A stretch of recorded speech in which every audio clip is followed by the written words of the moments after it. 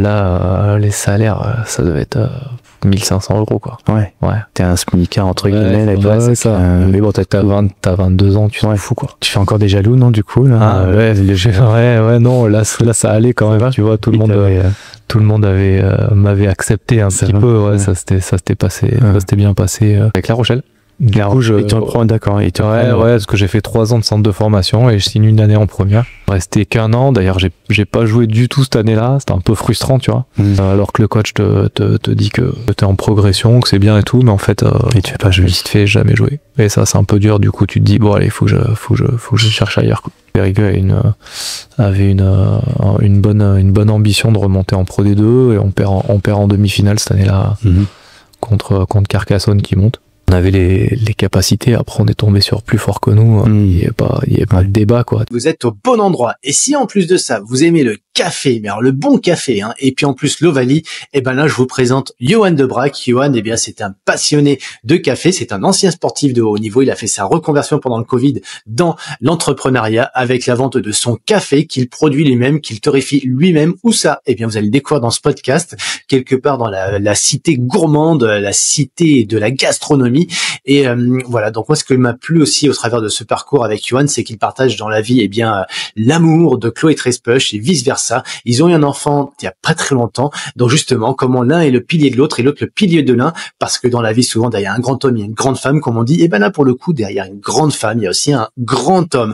C'est Johan aussi qui a fait avec moi en ce moment la formation champion de ma vie pour la prise de parole en public, donc je suis très content de vous mettre en avant son parcours, et on se donne rendez-vous à l'automne prochain pour découvrir son talk à la TED, où là aussi il y aura des petites gourmandises à savourer dans son talk, mais ça c'est pas pour tout de suite, donc n'hésitez pas, si vous avez des commentaires et des partages à faire, n'hésitez pas sur YouTube ou sur le podcast, c'est avec grand plaisir qu'on répondra à vos questions et à vos attentes pour devenir vous aussi d'ailleurs champion de votre vie. Bienvenue sur Champion de ma vie. Aujourd'hui, je suis avec une tasse de café à la main parce que j'ai en face de moi un ancien sportif de haut niveau. Quand je dis ancien, c'est pas cool d'ailleurs.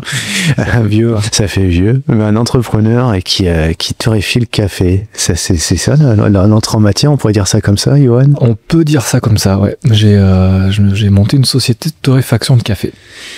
Comment on part du rugby pour arriver dans le café? On va raconter ça. Tu t'appelles Johan De Braak. Tu viens de Brive, mais t'habites sur Lyon. J'ai tout dit? T'as tout dit. fin du podcast, fin de l'épisode. Fin du bal. Et puis en fait, moi je suis contente que tu m'accueilles ici dans tes locaux, tu torréfies le café. Et puis en fait, c'est un sujet d'actualité pour moi, et j'ai peut-être envie de commencer comme ça. Puis après, on viendra sur ton parcours, ton histoire, le café, l'entreprise, le rugby. Moi j'ai envie de parler de champion de ma vie parce qu'en fait il y a quelques jours je te dis tiens, ça te dirait pas champion de ma vie, et puis 3-4 jours après on se retrouve sur champion de ma vie à l'UM pour faire la formation. Qu'est-ce qui t'a amené à dire je me lance dans ce machin là? Qu'est-ce que c'est? ça incarne quoi pour toi, ce truc là qu'on va vivre ensemble? Écoute, c'est vrai, quand tu me proposes de faire champion de sa vie, je me suis dit bon, qu'est-ce que réellement je vais pouvoir apporter à cette formation, qu'est-ce que la formation va pouvoir m'apporter. Oui. Parler en public, c'est toujours important, je pense, peu importe le métier que tu fais. Oui. J'ai pas tendance à me tracer un chemin tout droit. Je sais pas ce que je ferai dans 15 ans. Aujourd'hui, je suis torréfacteur. Il y a 10 ans, j'étais joueur de rugby. Donc je me suis dit, apprendre à parler en public, ça peut être très intéressant. Il y a beaucoup de choses à apprendre. En plus, quand tu m'as dit c'était avec des sportifs de haut niveau, ouais. Rencontrer des sportifs de haut niveau dans d'autres milieux, d'autres sports. Je trouve que c'est très enrichissant. Et la journée de formation qu'on a fait mardi, sur la journée déjà, tu rencontres des problématiques de sport que tu connaissais pas, dont tu n'avais pas idée. Donc rien que pour ça, c'est assez enrichissant. Ouais. T'as passé une belle journée? Ouais, c'était cool. Franchement, j'étais vraiment content d'être venu. Ouais. J'ai hâte de me projeter sur le prochain travail à faire. Ça va être chargé Sur le point calendrier, il va falloir s'organiser pour trouver un peu de temps à dédier à la formation, mais le challenge de faire une petite introspection sur soi, autant sur la carrière que sur l'entrepreneuriat, ça, je pense que ça peut apporter en tant que personne et même sur la façon de voir les choses au niveau de l'entreprise et de la relation avec les autres, quoi. Ouais, la relation avec les autres, parler en public, ouais, tu sens qu'il y a vraiment un impact. De façon générale, les gens qui savent bien parler ou qui ont une sorte forme d'éloquence, de charisme, d'aura, ils ont plus d'influence que d'autres. Moi, ça m'impacte quand quelqu'un est monotone, avec une voix hyper plate. J'ai vite tendance à décrocher. Et quand l'orateur est entraînant, après, je pense qu'il y a aussi le fait que ils vivent le sujet et du coup, ils te le transmet. T'as envie de l'écouter. Ouais. Ça, je pense que déjà, même si tu parles avec un langage qui n'est pas forcément celui de la personne en face, au moins il te capte et il arrive à te plonger dans son univers quelques minutes, quoi. C'est marrant, il me revient un flash sur la journée qu'on a passée ensemble où moi je faisais l'intro avec Michael, puisqu'on est deux à vous accompagner, et puis le feedback que vous m'avez fait, je crois que c'est toi et Baptiste. Ah, Cyril, on voit qu'il a vraiment envie qu'il est bien avec nous, c'est ça. C'est rigolo, c'est la première fois qu'on faisait ce feedback. Ben ouais, mais parce qu'en fait, tu dégageais, tu vois. Bien-être, t'avais l'impression d'être là où tu voulais au moment où tu le voulais, et du coup toi t'es en face assis et puis tu reçois, quoi. Tu vois, tu reçois le truc et tu te dis bon bah les feux, quoi, je suis là, ça va être bien, tu sais pourquoi t'es venu à ce moment-là, quoi. Ouais. Du coup, c'est marrant. Voilà, je suis dans mon propre processus intérieur, donc je le partage avec toi et vous. Mais ouais, c'est exactement ça. Je suis là au bon endroit, au bon moment et avec les bonnes personnes. Ouais, c'est important de savoir ce que tu veux pour transmettre. Pour transmettre le message que tu as envie de faire passer. Si t'es là où tu veux être, je pense qu'il n'y a pas de débat. Les gens en face de toi, ils vont être plus réceptifs, quoi. Pas toujours évident d'ailleurs de trouver ce qu'on veut faire dans la vie, trouver sa place, trouver son cheminement. Comme tu parlais de parcours aussi, on va explorer le tien. On a un peu de bruit autour. Tu peux expliquer un petit peu à ceux qui ne revoient pas forcément sur YouTube, là, qui écoutent sur leur podcast dans leur voiture ou dans le métro ou je ne sais où. Il y a ceux qui sont sur YouTube et qui te voient. Donc ils voient quoi derrière toi? Ils voient des machines à café, ils voient ton café à côté de toi. Ouais, ça c'est mon café. Pas de placement de produit dans ce podcast, mais là quand mes invités ils parlent de ce qu'ils veulent, donc tu as le droit de parler de ton café avec grand plaisir. C'est moi qui l'ai torréfié, et après derrière on voit des machines à café. En fait là on est à Caluire, au Coffee Hub Community. C'est un importateur, un pote qui a monté ça avec un autre torréfacteur lyonnais, dans lequel je viens de torréfier du café, et ils ont essayé de se dire on va regrouper nos forces pour pouvoir créer quelque chose de chaleureux autour du café, parce on sent que c'est une communauté qui a plutôt envie de s'entraider que de se tirer dans les pattes. On en parlait tout à l'heure avec une personne qui venait voir le torréfacteur pour acheter le même à Chartres, je crois qu'il était, et il disait vous avez pas peur de la concurrence, du fait que les gens viennent torréfier au même endroit. On s'est dit, en vrai, nous, on est une petite part de la vente de café en France, le café de spécialité, donc sur une qualité un peu supérieure. Et donc, plus on va se développer, faire connaître ce type de café-là. Par rapport à des cafés plus traditionnels, Par rapport à 90% des cafés que tu vois dans les bars ou dans les restos qui sont un petit peu brûlés, amers, tout ça. Nous, on essaye de travailler des choses qui sont aromatiques, qui vont vous faire sentir des choses comme le chocolat, la cerise. C'est un peu étonnant d'ailleurs, parce qu'avec toi, je redécouvre des choses comme à chaque fois, quoi. J'ai des gens passionnés en face de moi, j'ai beaucoup de chance, mais quand ils te partagent leur univers, leur passion, toi, tu t'es fait une image. Enfin, je parle pour moi, je me fais une image, par exemple, là, on va parler du café, de ce qu'est le café, de ce que représente le goût du café, de ce que représente l'industrie du café, de ce que représente, une façon de savourer ce moment délicat où tu prends ton café. Et pour moi, un café, c'est une sorte de grain qui est un peu brûlé, tu vois. Pour Ouais, 90% dans les restos. Et quand je dis brûlé, il est noir. Ouais. Tu vois, il est noir. Ouais. Quand ils te le servent, ça sent un peu le brûlé. Il est pas torréfié artisanalement, donc en fait, il est flashé. Donc en fait, t'as l'huile de café qui est à l'intérieur, qui devrait rester à l'intérieur et qui sort, tu vois. Ouais. Et donc au moment de la dégustation, bah, t'as qu'une envie derrière, c'est boire un verre d'eau parce que t'en as plein la bouche et que c'est pas très agréable, quoi. Mais à l'italienne, tu vois, enfin, j'exagère à l'italienne, mais toi, tu sais, dans le bar, tu sais que par tradition, tu prends ton café, derrière, c'est le verre d'eau, mais en fait, le verre d'eau, il est pas... Alors, l'idée, normalement, c'est ton verre d'eau, tu le bois avant. Ah, tu le bois avant pour nettoyer ta bouche.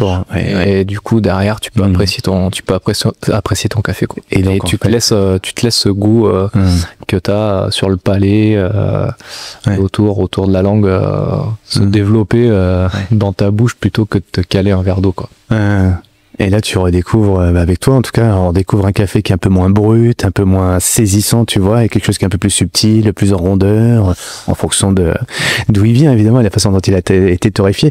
Mais la réaction, d'ailleurs, on a fait le test encore ce matin avec des jeunes que j'avais conviés à venir découvrir ton activité, et la réaction, c'est sans dire, ah bah c'est moins... c'est moins brûlé, quoi. C'est moins brûlé. Alors c'est quoi, qu'est-ce qu'il disait d'ailleurs? C'est moins fort ou c'est... Oui, c'est moins fort, en fait. C'est moins... plus d'arôme. Ouais. Il y a plus d'arôme et en fait tu vas pas le boire, tu vas le déguster, quoi. Tu dégustes. Tu vas essayer de trouver comme avec le vin un peu, tu vas essayer de trouver quelques arômes, le terroir où est planté le caféier, ce qui va te redonner en tasse, quoi. Est-ce que ce serait ça le lien entre ton parcours dans l'Ovalie et le café, si tu parles du terroir? Ouais, peut-être. Souvent quand on parle du rugby, j'allais dire basket ou rugby, on parle du terroir. Ouais, et là, tu nous parles du terroir d'autres contrées d'ailleurs, puisque le café en France, sauf si je dis bêtises, on n'en trouve pas, non? On n'en trouve pas, on est obligé de l'importer. Après... peut-être avec un changement climatique dans les années qui vont venir, mais qui vont venir, on pourra faire pousser des variétés de café, mais pour l'instant on l'a pas, donc on est obligé de l'importer, de le travailler ici, quoi. Ouais. Alors, comment on passe alors, je suis en train de te regarder là sur la caméra, mais quand je te vois toi en vrai là face à moi et quand je te regarde sur l'écran, j'ai l'impression que c'est rigolo aussi. J'ai l'impression de te voir toi tel que je te connais, c'est-à-dire avec les passionnés de café, etc., avec ton terroir local lyonnais, etc. Et quand je te regarde sur l'écran là, je vois vraiment la gueule du rugbyman, ça fait rien à voir. Ah ouais? Non, faudra. Je sais pas. Je peux pas te dire, je me vois pas. Mais je te vois en fait comme on voit les rugbymen, tu sais, là, sur les terrains, et puis après pendant l'interview, l'après-match, etc. Et moi je t'ai pas connu comme ça en fait, mais tu vas me raconter tout ça, tu vas nous raconter, puis comment on passe du rugby au café, ou les deux en même temps, et puis maintenant que le café, et l'entrepreneur aussi. Hein. Ce qui fait le déclic, c'est l'âge quand même qui te fait avancer dans la vie et qui te dit qu'à un moment donné, la carrière de rugbyman, elle est pas éternelle. Et la passion du café, elle était là depuis un moment. J'avais dans la tête de monter quelque chose autour du café depuis quelques années, et le Covid arrivant, tu t'ennuies un peu, t'as moins d'entraînement, les matchs sont annulés, etc. Et donc avec un ami qui est installé sur La Rochelle, maintenant on s'est dit pourquoi pas lancer l'activité tant qu'on est en carrière. De toute façon, on a quand même un peu de temps libre. On passe pas toute la journée à faire de la récup ou quoi, donc on va pas se mentir. Donc voilà, ça part d'un repas ensemble chez lui où on discute un peu et on dit pourquoi on ferait pas une formation pour apprendre à le torréfier, à le cuire. Et comme ça au moins tu choisis vraiment ce que tu bois déjà, et après tu choisis, t'essayes de faire connaître un goût un peu différent de ce que 95% des gens consomment aujourd'hui, quoi. Et donc voilà, on a réfléchi à un nom, à un logo, et puis l'aventure était lancée, quoi. Ouais, après, ok.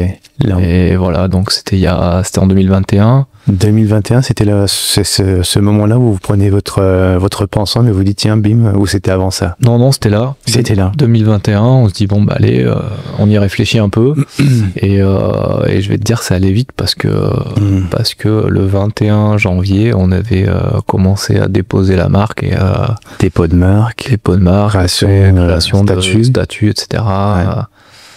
achat de matériel, enfin voir comment on pouvait s'organiser pour créer une vraie petite entreprise, quoi. C'est ça qui est bien avec les sportifs en général, c'est idée, action. Ouais, bah si, enfin, je trouve que des idées c'est bien d'en avoir. Ouais.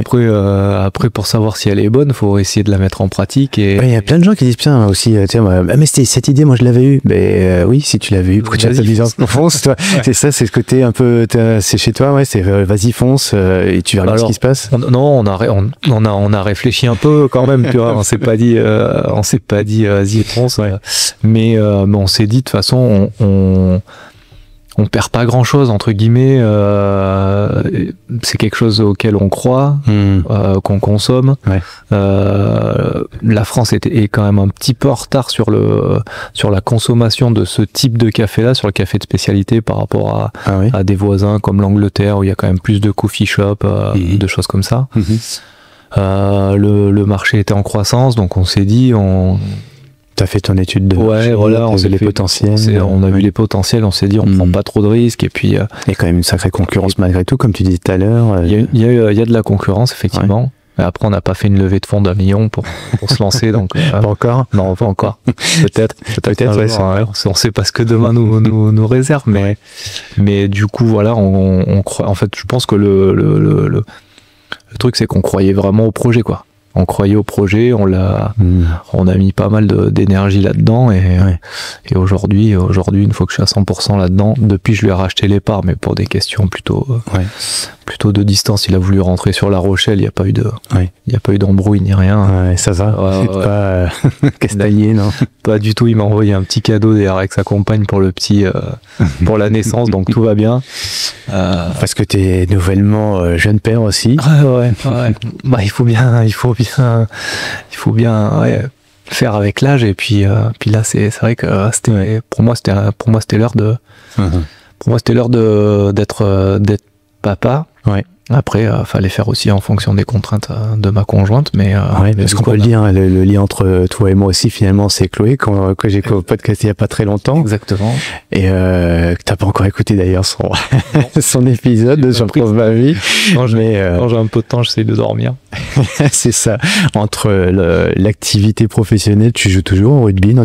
Alors, t'entretiens encore? Non, j'ai coupé complètement. Ouais. Je savais que j'allais pas aller sur des divisions. Bon, j'ai arrêté à 37 ans quand même, tu vois. Et puis j'avais pas vraiment envie d'aller sur un rugby. En fait, je voulais arrêter les contraintes.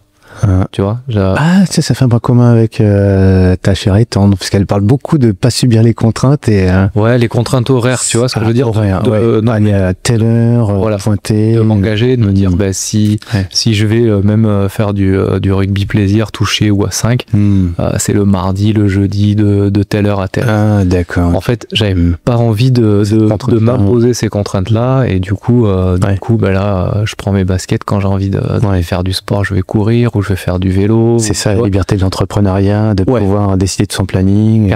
Ça, avec tout un tas de contraintes, mais qui sont pas les mêmes. Qui sont différentes, tu vois. Mais j'avais pas envie d'être tenu à des entraînements, et puis si t'y es pas, ça fait un de moins. Comment tu fais pour rester affûté? Parce que ça va, t'as pas l'air d'avoir trop pris quand même. Pas trop pris, mais justement, je cours un peu. Tu cours? Ouais, je cours, un peu, je fais pas grand chose, mais j'essaie de me caler quelques, des petits trails de temps en temps, et un peu de vélo quand le temps est plus clément. Ouais. Mais pour l'instant, j'ai pas trop pris. Ouais. J'essaye de m'y tenir quand même. Ouais. On voit souvent dans certains sports, notamment le cyclisme ou le rugby, à la fin d'une carrière après, ça, tu gonfles un peu. Ouais. Tu gonfles, c'est ça. Pour l'instant, tu t'entretiens. Ouais, je m'entretiens et en fait, j'ai un peu la chance aussi d'avoir faim en fonction de mon activité.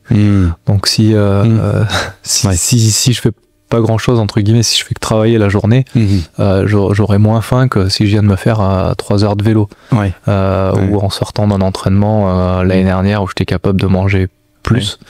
Là j'ai l'estomac qui se régule, donc j'ai cette chance là quand même. Tu t'entraînes aussi avec Chloé? Pas du tout, non, par rapport à ses entraînements à elle? Alors si tu me voyais sur un snowboard, tu te dirais que je m'entraîne pas avec elle, tu vois. Je sais pas, il paraît que vous allez tous les deux à Valto, à ski de rando. On va faire un peu de ski de rando, mais voilà. T'étais pas du tout glisseur? De base non. De base non. Moi à Brive, mes parents essayaient de m'y amener, ça avait pas collé. qu'ils ont été quand même étonnés que Ouais. je rencontre et que je reste avec Flo, tu vois. Pour eux, ça reste un mystère. Ça reste un mystère. Ils se disent, c'est un malade. Tu peux nous raconter un petit peu là pour ton parcours. Alors ouais, on a compris entrepreneur, torréfacteur, qui vient du rugby dans la région de Lyon. On croit deviner pourquoi t'as atterri sur Lyon d'ailleurs. T'es pas de là, quoi. Moi, j'ai souvent te dire, bah tiens, le Lyonnais, mais non, t'es de Brive, toi, en fait. Ouais, moi, je suis de Brive. Mon père briviste, ma mère galloise. Ils se sont rencontrés en saison. C'est-à-dire de rugby qui les a unis Non, ils étaient mon père a joué au rugby, mais il était cuisinier. Elle est partie du Pays de Galles pour diverses raisons, et du coup, ils se sont rencontrés à Courchevel. Après, ils sont allés faire une saison en Corse, et ils sont revenus à la contrée de mon père à Brive. Ils sont installés à Brive, et ils ont plus bougé après. Ils ont bossé dans un hôtel. Enfin bref. Ils ont bossé ensemble. Ouais. D'accord. Ils ont fait des enfants. Exactement. Ils en ont fait 2. J'ai un frère qui a 2 ans de plus. T'as un grand frère. Ouais. Et du coup, voilà, après, quand tu grandis à Brive, moi, j'avais le père, le grand-père, l'arrière-grand-père qui avait joué au rugby. À Brive, c'est quand même assez... Il y a quoi à Brive à part le rugby, en fait? Parce que c'est vrai, quand tu prononces avec... Il y a des gens hyper sympas. Il y a des gens, Ouais, il y a des gens, je te jure, il y a des gens qui y habitent et tout. Il n'y a pas juste un stade avec un ballon et non, il y a des gens autour du stade. Non, il y a des gens autour du stade. Il y a une vie. Ouais. C'est une grande ville, d'ailleurs. Avec l'agglo, il doit y avoir 80 000 à peu près. Je sais pas si ça a augmenté beaucoup depuis, mais c'est une petite ville. C'est pas très grand, mais c'est chaleureux. L'hypercentre, il est très sympa. Le marché de Brive est très cool le samedi. Il y a même Brassens qui avait fait une chanson sur le marché de Brive, tu regarderas. Non, je dis pas. Tu allais la faire, non, je te la fais pas. Non, ça tu la fais pas. Je peux te faire 2-3 trucs, mais pas la chanson de Brassens. Mais donc voilà, et puis après j'étais à l'école en maternelle avec un pote. Son père était entraîneur de rugby, il avait joué en première longtemps. Et lui à 6 ans il est allé au CAB, donc jouer. Donc l'équipe de rugby de Brive, c'est le CAB. Le CAB. Ouais, ça c'est en noir et blanc, rayé noir et blanc, tu vois, ça c'est indémodable. Et c'était un rêve pour toi? Ah ben ouais, quand t'es petit, de toute façon, tu vois les grands jouer sur le terrain. Puis à l'époque, ils étaient en première division. Il y avait beaucoup d'engouement autour du club. Et donc j'avais essayé d'aller au rugby à 5-6 ans. Mon père a freiné un peu des 2 pieds pour dire c'est tôt quand même, c'est tôt. Puis à 7 ans, il m'a dit allez, vas-y. Ah oui. Vas-y, je t'inscris. T'as fait d'autres choses avant, du coup? Ouais, j'ai essayé le judo, j'ai essayé un peu le karaté, le foot. Ouais. Puis après, il a vu que c'était... Non. Ouais, ça prenait pas. Il m'a dit, allez, vas-y. Ah ouais. Je dis, vas-y, et puis comme ça, tu me laisseras tranquille. C'est quoi le profil quand t'arrives? Enfin, le profil d'un gamin pour faire du rugby, c'est quoi? C'est un tempérament? Il y en a pas. Il y a pas. Hein. Il y en a pas, parce que t'as autant des maigres que des gros, des mecs qui vont plus ou moins vite. Ouais. Et c'est là où tu peux trouver ta place, tu vois. Et il y a de la place pour tout le monde. Et au niveau état d'esprit, mentalité, pareil. Il y a pas le timide. Alors il y a des timides que tu vois en extérieur comme ça qui vont pas trop parler. Et puis une fois sur le terrain, ils peuvent s'exprimer. C'est pas les mêmes. Moi petit, j'étais plutôt comme ça. J'étais pas très extravagant, mais sur un terrain, c'était un peu différent. Je criais pas partout, mais je m'exprimais. Ça me faisait pas mal de bien. Et le sport école de la vie, comme toujours. Ouais, carrément. Puis alors moi je viens du sport collectif, mais je trouve que c'est une chance de pouvoir évoluer avec des coéquipiers. Tu crées des liens que t'as pas ailleurs, quoi. Grandir, faire toutes tes classes avec les gens de ta génération, des potes à toi. Ouais. Ça crée des liens qui te suivent jusqu'au bout, quoi. D'ailleurs, oui, pour le lier avec la prise de parole en public, les conférences, qu'est-ce qui fait dans la société d'aujourd'hui, il y a des sports qui sont quand même très demandés en termes de prise de parole ou même d'impact. D'impact, il y a impact, dit le PAC. Mais qu'est-ce qui fait que le rugby, justement, est un petit peu Tu vois, c'est un peu le réceptacle de tout ce qu'on peut attendre de quelqu'un, d'une société qui se veut avec des belles valeurs, avec des bons projets, le côté de cohésion. Pourquoi le rugby? Qu'est-ce qu'il a de magique, ce sport? Je pense qu'il est vu, et même je l'ai perçu quand même avec des valeurs fraternelles. Enfin, pour moi, la clé d'une réussite en termes d'équipe, c'est quand même d'arriver à fédérer. Ouais. Parce que si tu fédères pas un groupe qui est prêt à aller au sacrifice, un petit peu, sacrifice c'est un grand mot hein, quand tu vois ce qui se passe dans le monde, mais sur le terrain c'est pas toujours évident, faut aller, il y a des travails de sape, il y a des, comme aujourd'hui on met pas mal de statistiques, tu vois, sur les mètres parcourus avec le ballon, les essais, les trucs, mais il y a tout un travail que font les troisième lignes, les deuxième lignes, les centres, etc., qui se voient pas du grand public, mais qui sont essentiels pour que les autres brillent. Et si tu fédères pas un groupe comme ça à chaque poste, et si tu crées pas une amitié et une âme dans une équipe, t'as beau avoir les meilleurs, ça peut y avoir des étincelles sur un ou deux matchs, mais tu vas pas aller au bout d'un championnat, tu vas pas faire des exploits, tu vois. Et donc je pense que c'est vraiment d'arriver à créer des connexions entre chaque joueur, les bonnes connexions, arriver à parler aux bons mecs pour arriver à leur sortir le meilleur, tu vois, sur le terrain. Il n'y a pas de star en plus, la star c'est le groupe, quoi. Ouais, la star c'est le groupe, parce que tout seul tu fais rien. Tout seul tu fais vraiment rien. Mais c'est l'évidence de dire comme ça, mais ça se sent énormément dans ce sport. On en parlait pas mal avec Fabien Gillot dans un sport individuel qui est la natation, mais lui il explique l'interview est pas très vieille d'ailleurs, je l'avais vu au mois de décembre, tu vois, donc c'était difficile il y a pas longtemps, mais on en sent vraiment que cette équipe de France de natation, elle s'est galvanisée, pas parce qu'il y avait des individus, des talents, etc., parce qu'il y avait juste un esprit de groupe qui était juste incroyable. Et je pense que dans toute forme de, parce que le sport individuel, effectivement, on voit la personne qui performe comme les nageurs. Les nageurs, effectivement, ils sont tout seuls dans l'eau, mais ils ont une équipe derrière. Ils sont pas que tout seuls à s'entraîner. Donc derrière, il y a un coach, il y a un prépa, il y a un kiné, enfin ou deux ou trois d'ailleurs, mais un préparateur mental. Et il faut que l'athlète il soit au top niveau au bon moment. Et ça, c'est, il y a tout un tas de choses qui se mettent en place. C'est pas un mec tout seul. Je pense que, enfin, j'ai pas d'exemple. Mais dans le rugby, d'un mec, peu importe le sport, qui se soit entraîné tout seul, fait la récup tout seul. Enfin, moi, j'ai pas quoi. Et du coup, dans le rugby, moi, j'ai un exemple avec Bourg-en-Bresse où on était en Pro D2. Tu dis encore Bourg-en-Bresse? Bourg-en-Bresse. Putain, toi qui as tapé sur les doigts. Peut-être ça, t'as été l'équipe et tu dis Bourg-en-Bresse. Ouais, quand tu viens de Brive, c'est dur t'as les gars de Bourg qui t'entendent là, vous lui remettez le grappin dessus, hein. Je mettrai son numéro de mobile, un portable, pas de message privé. Et avec Bourg, du coup. Merci. On était, ils étaient montés en Pro D2. Moi, je les ai rejoints ils étaient montés en Pro D2, je les ai rejoints en Pro D2. Et du coup, on était le plus petit budget de Pro D2, forcément, quand tu montes, voilà. Et les coachs à cette époque-là parlaient beaucoup de cohésion, de connexion avec les joueurs, avaient essayé de créer, et c'est marrant, mais c'est l'une des meilleures expériences que j'ai eues, parce que il y avait vraiment quelque chose au sein du groupe, et tout le monde allait dans le même sens, en essayant vraiment de créer des connexions entre les joueurs. Et on était tous des joueurs lambda, il n'y avait pas de stars. Et alors on est redescendu, mais on a quand même gagné 13 matchs. On gagne au yo à la piole devant un stade plein. Enfin, on avait gagné.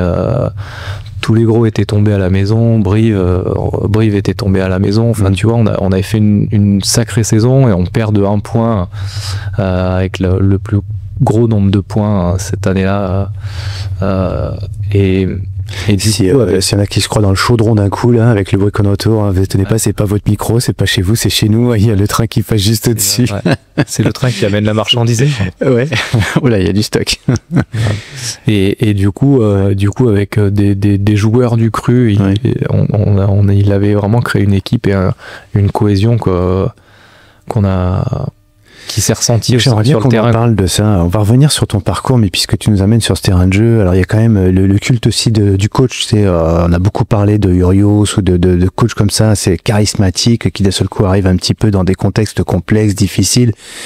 Et tu parles de la connexion, donc l'entraîneur qui est peut-être le coach, le sélectionneur arrive et crée cette sorte de... J'ai entendu le mot alchimie dans ce que tu disais. En fait, tu as tous les ingrédients, mais des fois ça marche, des fois ça marche pas. Alors il n'y a pas que le talent du coach, évidemment, c'est tout un staff, il n'y a pas que lui, mais quand même. Prenons n'importe quel exemple que tu veux, je t'en cite un parce que c'est celui qui est peut-être le plus écrit, qui a été peut-être le plus médiatisé, avec ses côtés brillants et ses côtés sans doute obscurs comme tout à chacun. Donc toi, dans quelle mesure tu vois, t'as connu cette alchimie, tu l'as dit à un moment donné, et alors comment elle est arrivée dans ce contexte-là? J'aimerais qu'on puisse en rentrer un petit peu dans je cherche le terme, dans cet écosystème. Et qu'est-ce qui fait que ça se stabilise, tu vois, à un niveau de performance, et qu'est-ce qui fait qu'à un moment donné ça se part, quoi? C'est quand même dingue, ça. Mais je pense que ça se joue à pas grand chose, et si on avait la réponse, les mecs ils tu vois, et si j'avais la réponse, peut-être que je serais pas là aujourd'hui, mais il y a quand même eu des bouquins, enfin je parle que lui, il a eu des bouquins, mais tu vois, il a eu des bouquins, mais c'est pas pour autant qu'il est qui tout le temps, qui répète sa méthode. On pourrait prendre un autre exemple, les All Blacks, tu vois, les All Blacks pareil, ils sont plus aujourd'hui comme ils étaient avant, mais tu sais, alors je sais pas le nom de ce capitaine qui a écrit un livre qui est un livre de fait de beaucoup de coachs. Ce livre noir d'ailleurs, c'est Adrien Séguré qui en est pas là, un coach de trail, tu vois, qui est le sélectionneur de l'équipe de France, l'entraîneur, et tu vois, il me dit le bouquin référence que j'ai, c'est celui-ci. Alors désolé, j'ai pas la ref, mais si vous voulez le chercher, All Black. C'est McCo, non? Il a écrit. Peut-être bien, ouais. Et c'est tout sur les clés du management. En fait, on parle de management. Mais en fait, c'est ça, c'est d'arriver à manager ton groupe du mieux que tu peux. Après, les All Blacks, je pense qu'ils ont aussi une certaine stabilité. Quand le coach référent s'en va, c'est le coach adjoint qui prend la suite. Tu vois, t'as jamais vraiment une transmission, un truc qui repart à zéro. Il y a toujours une continuité dans leur travail. Il y a vraiment une transmission entre les. Aujourd'hui, les Irlandais. Il y a le coach qui est parti, mais la grosse ossature, c'est resté la même. C'est quasiment le même groupe. T'as Sexton qui a arrêté, mais tu vois, tout autour, c'est les mêmes joueurs. Et tu sens une stabilité. Et on verra sur le tournoi, mais pour l'instant, ils ont fait 2 matchs, 2 victoires. Et à mon avis, faudra voir France-Irlande. T'as la finale du tournoi qui va se jouer là-bas, mais je crois vraiment aux chances des Français d'aller les taper. Mais encore une fois, ils seront soit premiers, soit deuxièmes, et avec une régularité qui fait que je pense que la stabilité, après, là où tu peux te poser la question, c'est de savoir est-ce que le message va continuer de passer. Est-ce que tu t'es pas essoufflé au message, comme un peu Guy Novès avec Toulouse, au bout d'un moment, tu vois, tu sentais qu'il était plus en perdition. Alors je connais pas ce qui s'est passé à Toulouse, mais tu vois, t'as Hugo Mola qui a repris, il s'est entouré de Toulousains, et effectivement, il a recréé une alchimie autour du jeu à la toulousaine, etc., petit à petit, et tu sens qu'aujourd'hui, alors ils vont perdre des matchs, forcément, ils vont avoir des désillusions, mais tu sens que ils vont tous dans le même sens. Ça fait corps. Ça fait corps, ils vont tous dans le même sens. S'il y en a un qui prend une décision un petit peu, un petit peu farfelu, les mecs qui réagissent autour, ça, tu vois, ça s'adapte, quoi. Et toi qui l'as vécu de l'intérieur, là, cette période où tu flottes, quoi. Ça y est, en au-dessus de tout, quoi. À notre niveau, comme tu pourrais dire, parce qu'on n'est pas non plus dans l'élite internationale, mais peu importe, c'est à un moment donné, t'as le sentiment que rien ne peut te toucher, te faire te déstabiliser. C'était quoi les ingrédients à cette époque-là pour toi que t'as identifié? Déjà, t'essayes d'être prêt, toi, physiquement. Donc une fois que t'es prêt physiquement, déjà sur le terrain, tu sais que t'es moins essoufflé, entre guillemets, tu peux essayer de anticiper un peu ce qui va se passer. Et après, t'as tellement travaillé la semaine, tous les scénarios possibles, et tout le monde sait ce qu'il a à faire, que dès qu'il y a quelqu'un qui tente quelque chose, ça crée quelque chose, ça crée une émulation, et Et la chance qu'on a eu avec Bourg, c'est que personne se tirait dans les pattes, quoi. Et tu vois, c'est pas parce que t'as fait une mauvaise passe dans le match que t'as fait perdre la team, tu vois. C'était plutôt, on savait qu'on avait un gros challenge à essayer d'aller chercher le maintien, et on était tous dans le même bateau. Donc il faut un gros challenge déjà, on est tous mobilisés sur ce challenge, on se prépare pour ça, tu dis entraînement toute la semaine, on voit tous les scénarios pour pouvoir être prêt le jour J, faire ce qu'on a à faire, même s'il y a des ratés ou des imperfections, on les accepte et c'est comme ça, fait partie du truc, on se remobilise très vite sur le projet. Est-ce qu'il y a d'autres choses encore? Il y avait beaucoup. Alors, c'était pas la relation qu'il y avait entre coach et joueur. C'était quand même pas forcément descendant. Mais il y avait, tu vois, il y avait beaucoup de questionnements, d'échanges. Il y avait une vidéo qui a été faite sur les matchs, forcément, avec un retour et une critique des coachs. Et ça, il faut savoir l'accepter aussi en tant que joueur, tu vois. Chaque joueur a sa part de responsabilité dans l'acceptation de la critique, parce que c'est ce qui fait évoluer quand même. Et après, dès le lendemain, tu te projetais sur le match d'après et t'essayais de trouver des solutions ensemble. T'essayais de trouver des solutions ensemble pour essayer de déstabiliser la défense. Là, je parle de rugby, mais d'essayer de déstabiliser une défense parce qu'elle défendait de cette manière-là. Des stratégies après. Des stratégies, des combinaisons qui sont mises en place en fonction de chaque équipe. Des combinaisons spécifiques par rapport à... nous, c'est comme ça qu'on fonctionnait pour essayer de trouver... de ce que tu dis, c'est vous aussi en tant que joueur, c'était pas que le staff qui faisait la vidéo, les strats, c'est vous aussi qui collaboriez là-dessus. C'est ça, je sais qu'il y avait les charnières, les charnières, on était 6 ou 7, et du coup, le lundi, on était avec le coach de derrière, on disait, quelle combine on retient pour ce match-là. Et j'ai une petite anecdote à ce sujet. D'ailleurs, on reçoit Angoulême à Bourg-en-Bresse, là, au stade, et Verchères. Et à Verchères, carrément. Et on a une touche à 30 mètres, je pense, sur la droite. Et on fait la combine qu'on avait prévu de faire à cet endroit-là du terrain. Et on va marquer. Donc ça passe. Les mecs ont pas pu la défendre. Et on discute après avec les gars d'Angoulême. Et ils nous ont dit, putain, toute la semaine on a défendu cette combine, on était sûr que vous alliez la donner à l'ailier. Et en fait on l'a levée au centre, enfin bref, tu vois, t'as mis une croisée, on la lève au centre, mais du coup ils s'y attendaient pas. Tu vois, ils avaient anticipé, quoi. Ils avaient tellement vu les vidéos, ils avaient tellement anticipé à qui on allait la faire. On change la sortie, quoi. Mais vous les changez à quel moment? On avait prévu. Ah, c'est ce qui était prévu, d'accord. On avait prévu. D'accord. On avait prévu, tu vois, on s'était dit contre eux. Pas dans le match ou l'improvisation, non. Là, pour le coup, c'était pas dans le match, c'était prévu, parce qu'on avait vu qui défendait un peu comme ça, donc on s'était dit là, on la sort avec le 13, putain, on la lève au 13 et il file entre les perches, et je pense qu'ils se sont dû se dire, putain, merde. On a travaillé toute la semaine cette combine, ils pensaient être en place, tu vois, et en fait, pas du tout, quoi. Et là, cette discussion avec Angoulême, vous la faites après le match? Après le match, tu vois, au repas. Au repas? Ouais.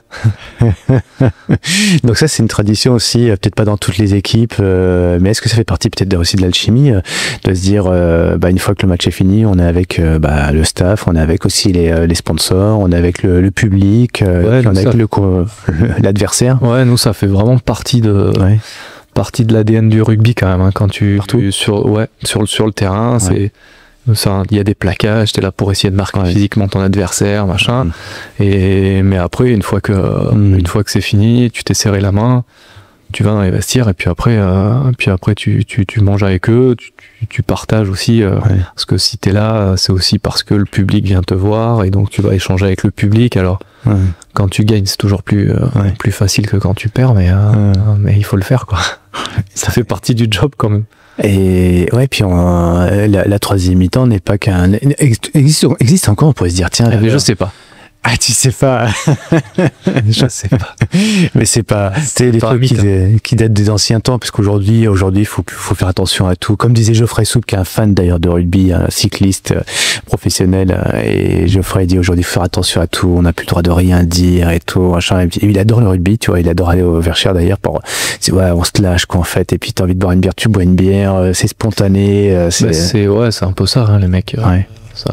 Ça reste un peu après les matchs, après les victoires. Et mais si t'écoutais les nutritionnistes, t'écouterais le coach, t'écoutais le bon sens, faudrait pas faire quoi. Faudrait pas faire. Bah, si t'écoutes le nutritionniste, il te met des barrières, mais après, après c'est aussi ce qui va créer un groupe aussi. Tu vois, c'est pour ça peut être un bon sujet, mais comment arriver comment arriver à fédérer sans faire de fête ou de c'est possible ou de question parce que c'est vrai c'est vrai grave parce que c'est vrai que les stages de pré-saison, il y a toujours des soirées après les matchs, et les soirées, ou au moins après les fins de bloc, tu vois, quand t'enchaînes 4 matchs d'affilée, au moins après le 4e ça fait la fête quoi, même si c'est pas après chaque match. Ça me fait penser au bleu, mais en volleyball en fait, c'est Antonin Rosier qui a fait partie de la 2e session d'ailleurs, que tu connais maintenant, et la 2e ou la 3e, peu importe, et il dit en fait nous on a commencé à devenir vraiment très très très bon, équipe de France, lui c'est pointu, et au niveau international, puis après devenir les meilleurs, puisque il y a 15 ans de ça, l'équipe de France de volleyball, c'était pas ce que c'est devenu aujourd'hui quoi. Et il dit en fait ce qui a fait qu'on a marqué, il y a un moment il y a eu on nous a fait confiance, et même veille de match on faisait une bringue, c'était le truc complètement délirant, faut pas faire, mais nous on sentait qu'il y avait besoin de le faire. Alors une bringue, voilà, on imagine bien que c'est pas non plus pas à 6 heures. Voilà, mais tout à l'heure au moins lâcher la pression et arriver dans le match le jour J avec une concentration, une envie qui est bien galvanisée, parce qu'on a eu cet événement de veille, tu vois, et comme quoi des fois mettre trop de pression et puis être trop dans le système un peu galvanisé, comment je cherche le terme, mince, les chambres stériles, stériliser le truc stérile et tout, en fait mais c'est triste quoi, et puis après il y a peut-être plus l'envie quoi. Ouais, c'est ça. Et puis après, faut faire aussi en fonction de ce que toi tu perçois et ton équilibre psychique, parce que c'est aussi ça c'est aussi ça, je pense, l'important, tu vois, quand. Et toi, justement, qui est quelqu'un d'assez, comme ça, on se connaît pas trop, mais t'as l'air calme, posé. Le café, faut que ce soit bien fait. On sent qu'il y a une certaine maîtrise de ce que tu fais, de ce que tu es. Dans le rugby, comment t'as trouvé ta place quand t'étais gamin d'ailleurs? Tiens, si on y revient. T'avais un tempérament, comment t'as trouvé ta place? Tout le monde peut trouver sa place, mais toi tu as trouvé comment?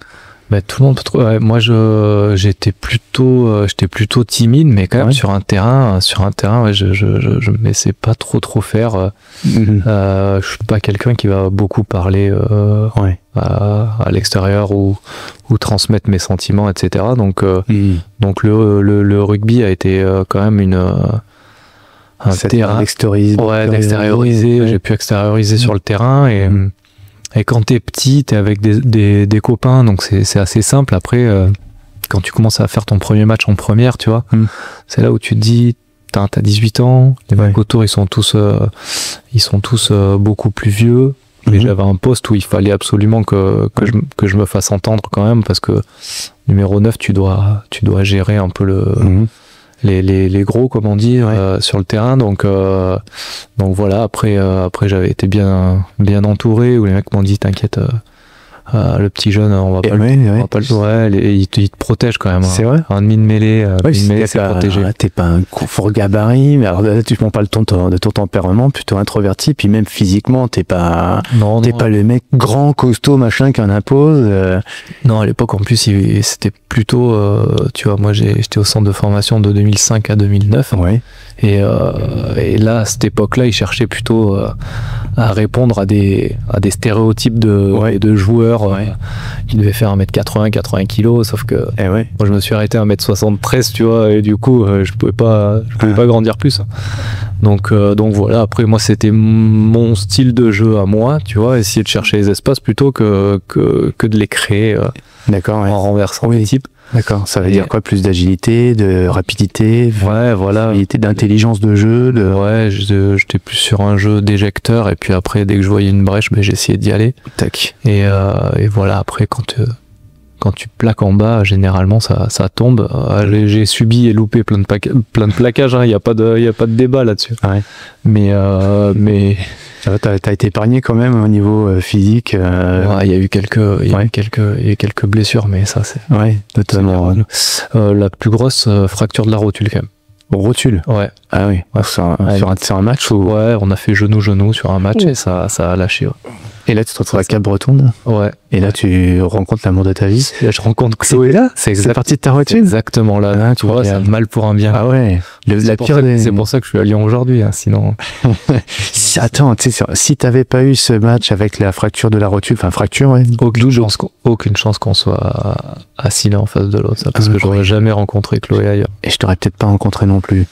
Non. Enfin bon, c'est marrant. Contre peu de choses par rapport à celle de Chloé. Peu de chance, ouais. Donc ça tient à pas grand chose. Ah ouais, donc Cap-Breton, quelle année? 2013.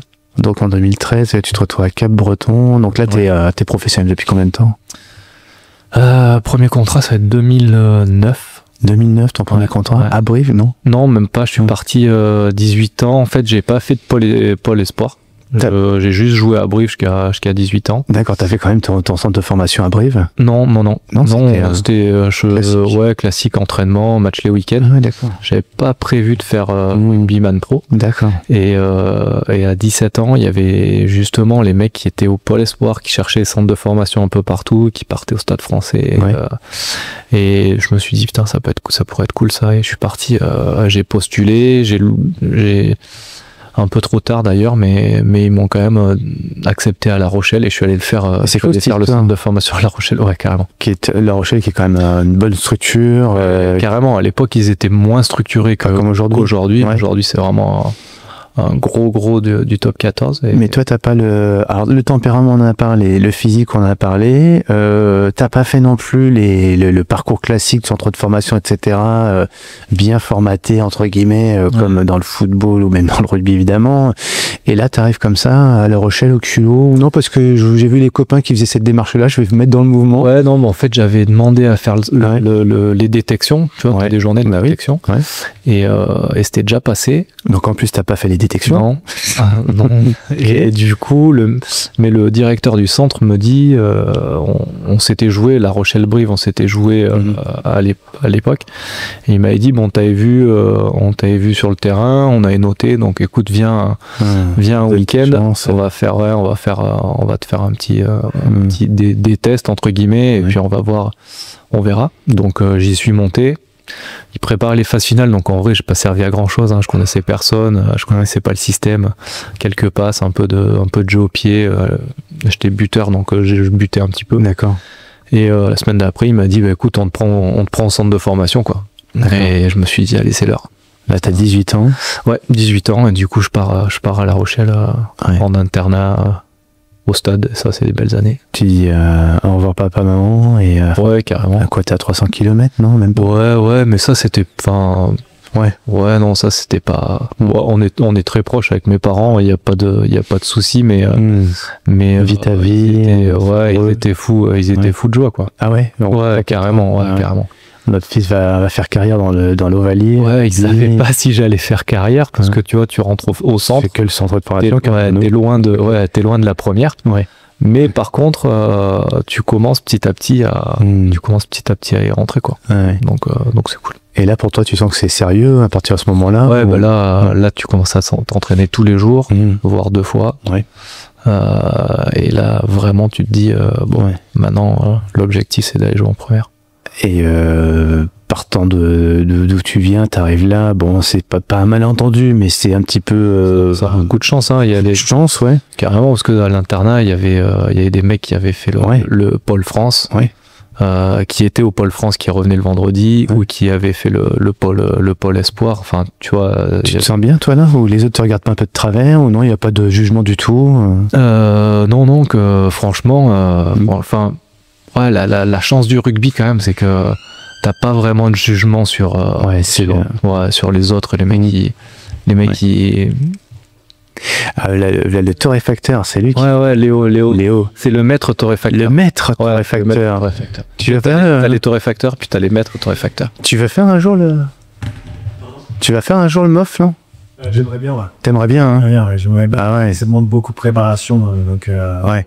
il y a pas mal de trucs à préparer. Il y a aussi les championnats de France de torréfaction. Championnat de France de torréfaction, où ça aussi ira, non? C'est un Alors, ce sera au Paris Coffee Show, c'est en mi-septembre. mi-septembre Paris Coffee Show. Tu vas les faire cette année? Ouais, je les ai fait l'année dernière, je les refais cette année, mais c'est un vrai travail.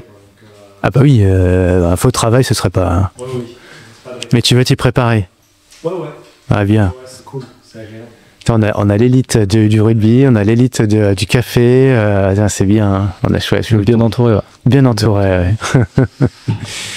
Et donc là, voilà, qu'est-ce que tu fais là d'ailleurs? Là, je vais préparer un filtre, pour Tiens, je vais te filmer un deal. et pour Charles. Ah oui, d'accord. Préparer un petit filtre. Tiens, je te montre quand même sur la caméra, comme ça on voit notre futur MOF torréfacteur. on va te suivre, on va suivre ça. Hein. Et si on veut te suivre toi d'ailleurs, Yoann, on te suit comment, tiens? Ma société s'appelle Lion d'Or Café. Lion d'Or Café. Ouais. Lion d'Or Café, tout attaché sur Instagram? Sur Instagram, Google, tu mets Lion d'Or, Lion comme l'animal, et Ouais. Lion d'Or Café, ouais. Ouais. Sur Google et sur Des sur Insta. apostrophes, hein, pas des ORT. Hein. Des apostrophes. Des apostrophes, Lion Exactement. d'Or Café. Et ben on va parler après, on va quand même continuer un petit peu sur notre on va aller t'arrives dans le monde de... Ouais, j'arrive au centre, mais non, ils ont. Alors, il n'y avait pas d'autres personnes à mon poste, donc ça a peut-être facilité aussi l'intégration. Mais en vrai, on est tous là pour la même chose et on est tous venus d'horizons différents, mais ça a bien collé. Quand tu es en centre de formation, il y a aussi une forme de compétition entre vous parce que tu te formes pour après être dans les meilleures équipes ou en tout cas avoir ta place. Et Il y en a peu qui sortent, donc il n'y a pas de place pour tout le monde. et ouais, c'est ça. Et du coup, toi, t'arrivais de l'extérieur pour t'entraîner fort pour intégrer la première. Ouais. Et t'avais quand même tous les Rochelais qui étaient là depuis gamin. Ah ouais. Et tu viens prendre un peu leur place, quoi. Donc au début, ça a été un peu compliqué. Quand même, ouais. Avec quelques-uns, les vrais Rochelais, quoi, tu vois. Enfin, les vrais Rochelais, les mecs qui étaient là, qui sont nés là-bas et qui ont porté les couleurs. Tu viens prendre une place. Après, quand tu fais tes preuves sur le terrain. Ouais. Et puis à l'époque, ils m'ont pas fait jouer parce que j'étais au centre de formation, tu vois. Ils m'ont intégré petit à petit. Ouais. Tu te fais respecter, non pas parce que moi j'aime bien de partir du principe de me faire respecter plutôt parce que je prouve sur le terrain que parce que je vais parler de choses ou je vais dire des choses, donc parce que tu fais tes actions par les actions plutôt que par le Ah, c'est la machine là, qui est là-bas qu'on entend. Ouais, je pense c'est ça. C'est la bouilloire. Ah, c'est la bouilloire. D'accord. Ouais, bah écoute, on est dans l'antre du café. Hein. Attention, ça se fait pas. C'est magique tout ça. Hein. Carrément. Ça fait un peu de bruit, mais bon, c'est bon une fois qu'il est en tasse, quoi. Ouais, mais il faut se rendre compte de tous ces process qui vraiment que ça arrive dans notre tasse là. Il y a quand même beaucoup un peu de job. Il y a du job, ouais. Et on a tendance parfois à banaliser les choses comme dans le sport. Des fois, finalement, on a l'impression que c'est facile. Ouais. Mais au final, il y a du travail en amont. Beaucoup de travail. Ouais. Qu'est-ce que tu as appris toi là-bas? Ton principal, enfin pas enseignement, mais vraiment qu'est-ce qui t'a transformé dans ces combien t'as fait d'années à l'école de formation? J'ai fait 3 ans, j'ai fait 3 ans et après j'ai signé avec la première. Moi je suis arrivé du coup avec pas mal de retard. Donc je me suis dit il faut que je puisse le combler techniquement parce que c'est pas physiquement que je vais y arriver, donc ça m'a demandé beaucoup de travail technique, de la répétition purement. Et puis après je suis resté moi aussi, tu vois. Je me suis mis à 100% dans l'objectif et je me suis dit je vais essayer d'être le meilleur que je peux être dans ton poste, à mon poste, d'essayer d'atteindre mon plus haut niveau. Et puis voilà, après je suis allé. Tu t'es vraiment spécialisé sur un truc en particulier, un poste en particulier, un geste en particulier? C'est eux qui m'ont. Je suis arrivé, je faisais 65 kilos à La Rochelle. Je jouais 15 et ils m'ont dit bon, on va te former en 9. parce que 15 ça va être un peu léger. Donc je suis passé de 15 à 9 quand je suis arrivé là-bas. Et c'était plutôt une bonne idée parce qu'effectivement c'était un peu léger. Alors tu fais un peu plus de muscu donc tu prends plus vite, mais à mon poids le plus haut, j'étais à 73 kilos, j'ai jamais fait beaucoup plus, tu vois. Donc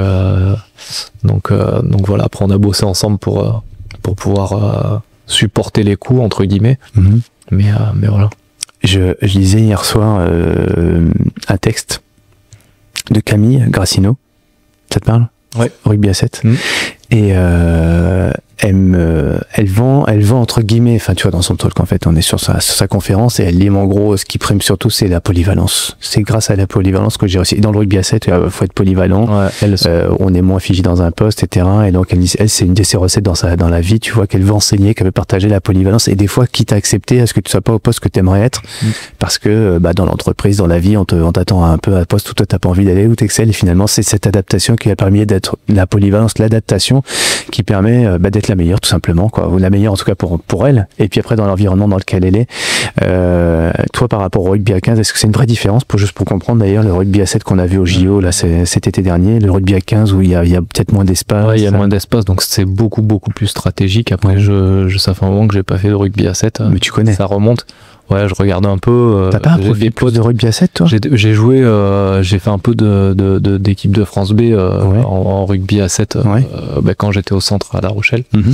J'avais un bon pote là qui a été capitaine de l'équipe de France à 7, Terry Broua, qui a été longtemps capitaine de l'équipe de France à 7. Ça demande beaucoup, enfin physiquement. Et sur un point de vue vitesse, c'est quand même une grosse demande. Après, tu vois, Antoine Dupont est capable de jongler de l'un à l'autre sans trop de soucis, mais il y en a peu qui ont cette capacité-là, quoi. Parce que c'est des efforts hyper courts, mais c'est très exigeant. C'est très exigeant. Tandis qu'à 15, t'as des phases de récupération. T'as des phases de récup. Après, c'est différent. Il y a beaucoup plus d'impact physique. C'est sur plus longtemps. Tu vois, c'est beaucoup plus stratégique.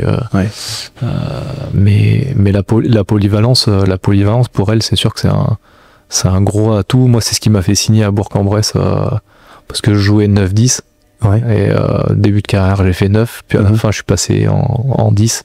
Et du coup à Bourg, ça l'a expliqué d'ailleurs, 9, 15 tout à l'heure, 9, 10. Ouais, c'est des positions sur le terrain, c'est des positions un peu stratégiques sur le terrain. Après aujourd'hui, c'est vrai qu'ils sont tous capables de se suppléer quand même. On voit Thomas Ramos qui joue 15 mais qui est capable de faire des matchs à l'ouverture excellents. Ils sont ils amènent quelque chose, ils se remplacent un peu tous, tu sens qu'il y a une polyvalence. Tu parlais de polyvalence tout à l'heure, mais ça va dans ce sens-là. Ils sont capables de pas de jouer à n'importe quel poste, bien sûr, mais ils sont capables de se substituer derrière assez facilement. D'accord. Ok. Tu sais quoi ton premier cachet, ton premier contrat? Le premier contrat, mais c'est avec La Rochelle. D'accord.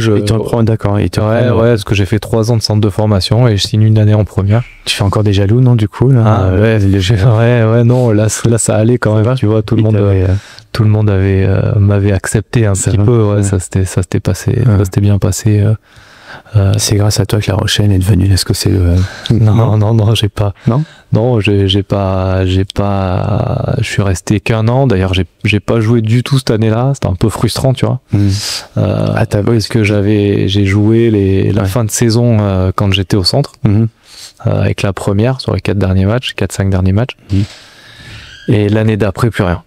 Alors que le coach te dit que tu es en progression, que c'est bien et tout, mais en fait et tu fais pas jouer. Vite fait jamais jouer. Et ça c'est un peu dur, du coup tu te dis bon allez, faut que je cherche ailleurs, quoi. Comment tu vis cette saison au quotidien? C'est un peu long. Tu te bats, tu t'argumentes, tu te montres? Non, j'argumente pas, j'essaie de faire les entraînements que j'ai à faire, mais en fait quand t'es pas dans le groupe, tu tournes moins, donc tu peux moins faire tes preuves, tu vois, t'es une espèce de... Puis à l'époque c'était assez strictes, tu vois. Ouais. Tu t'allais pas argumenter comme ça. Je me sentais pas aller argumenter auprès du coach. Ça valait pas le coup. Ouais. Ouais. Donc du coup, t'allais voir ailleurs et. Ouais, voilà. Après, je suis parti à Périgueux, j'ai fait quelques clubs et. Ouais. Ah, tu retournes à Pays? Ouais, je suis retourné pas très très loin. Ouais, Périgueux avait une bonne ambition de remonter en Pro D2 et on perd en demi-finale cette année-là contre Carcassonne qui monte. Ah oui. Non, en quart de finale contre Carcassonne qui monte, ouais. Donc, on fait une belle saison quand même, c'est cool. Et là, tu joues? Ouais, là, je joue. J'arrive, tu parles de concurrence, mais j'arrive, le 9, c'est un mec de Périgueux qui a toujours joué là-bas, qui est apprécié. Ouais. Donc, t'arrives sur la pointe des pieds, puis il faut que tu fasses tes preuves, et c'est reparti. Mais on s'est bien entendu avec Antoine, et après, on a partagé un peu le temps de jeu, ouais. Ouais, le coach il fait ça pour stimuler le titulaire. Ouais, tu peux pas faire une saison avec un joueur. T'as le binôme. Donc, t'as forcément au moins un doublon à chaque poste. Ouais. Souvent il y a une hiérarchie. Ouais. Après est-ce que le coach est ouvert à chambouler la hiérarchie et est-ce que toi t'es en capacité de prouver que tu peux jouer, tu vois. Donc c'est à toi d'apporter. D'apporter ta personnalité sur le terrain tout en respectant un peu le plan de jeu et les règles qui ont été demandées par le coach. Là on parle d'une période qui est un peu passée, c'était une dizaine d'années. Ouais, 15 ans même. Ouais, même 15. Ouais. On peut parler un peu des cachets, des salaires à l'époque. Ça t'arrive à vivre parce que t'es en troisième. Là, les salaires, ça devait être 1500 €, quoi. Ouais. T'es un smicard entre guillemets à l'époque. C'est ça. Mais bon, t'as 22 ans, tu t'en fous, quoi. Et puis t'es logé, nourri, tout ça. Ouais, c'est ça, le 1005, tu dois avoir, t'es pas nourri, mais 1005, t'as l'appart, quoi, on va dire. T'as l'appart. L'appart et la voiture, peut-être bien. Ouais, je sais même plus, tiens. Ouais. Ouais, tu vis, quoi. Mais tu vis. T'as pas besoin de plus, hein. Ouais. Tu t'en fous. Tu t'en fous, ça allait bien, quoi. Fais du rugby, la vie est belle, hein. La vie est belle. Ouais, non, franchement. T'as pas d'ambition particulière, ou c'est quoi ton envie? Si, l'ambition, elle remontait en Pro D2. Ouais. Et toi? Le plus vite possible, ouais. À toi, ton ambition, c'est personnel, finalement. Ouais, c'est de retrouver la Pro D2 parce que, en effet, des Ralunes, t'es sur une division un petit peu bâtarde. Ouais. Donc c'est de remonter avec le groupe et on avait les capacités. Après on est tombé sur plus fort que nous. Il y avait pas de débat, quoi, tu vois. Carcassonne. Carca est remonté, ils sont restés en Pro D2 pendant des années. Ouais. Après on avait peut-être pas la meilleure équipe à ce moment-là parce que ça c'est pas super bien passé avec le coach. Sur l'année, pas personnellement, mais sur ses façons de coacher, donc voilà, mais